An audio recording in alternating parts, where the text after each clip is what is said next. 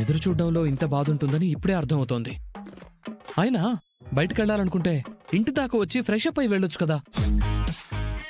సర్లే, తన కోసం నేనిలా ఎదురు చూస్తూ ఉంటానని తనకు తెలియదు కదా. రోజు టైంకి వచ్చేది, ఇంకా రాకపోవడం ఏంటి? ఒకవేళ వదిన్ని గాని విజయాన్ని గాని అడిగితే, అమ్మో వదులే. మరి ఇంకెవరిని అడగాలి? ఎవరినో ఎందుకు, వర్షం అడిగితే సరిపోతుందిగా.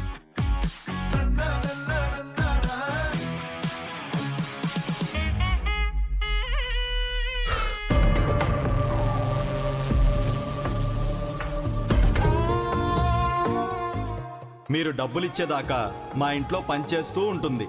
మా డబ్బులు మాకిచ్చి అప్పుడు మీ చిన్న కూతుర్ని మీరు తీసుకెళ్ళండి.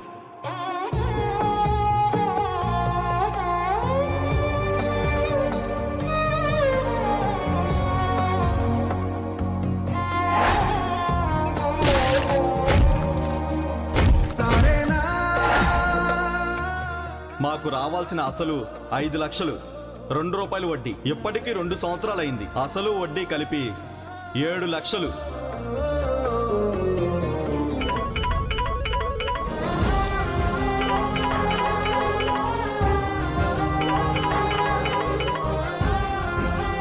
హలో,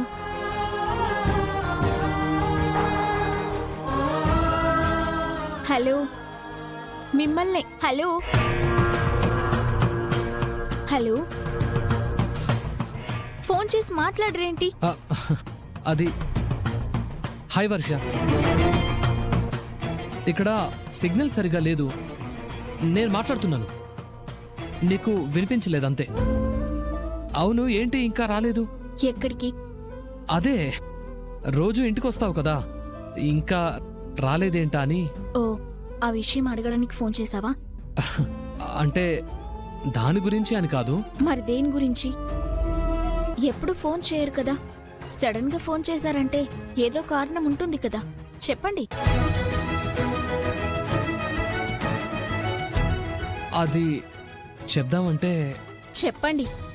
ఆ, నీకేదో మూడ్ బాలేనట్టుంది. యాక్చువల్గా నేనెందుకు ఫోన్ చేశానంటే, మొన్న వదిన నా వల్ల నిన్ను కొట్టింది కదా, సో నీకు సారీ చెప్దాం అనుకున్నాను. ఇంట్లో కుదరలేదు.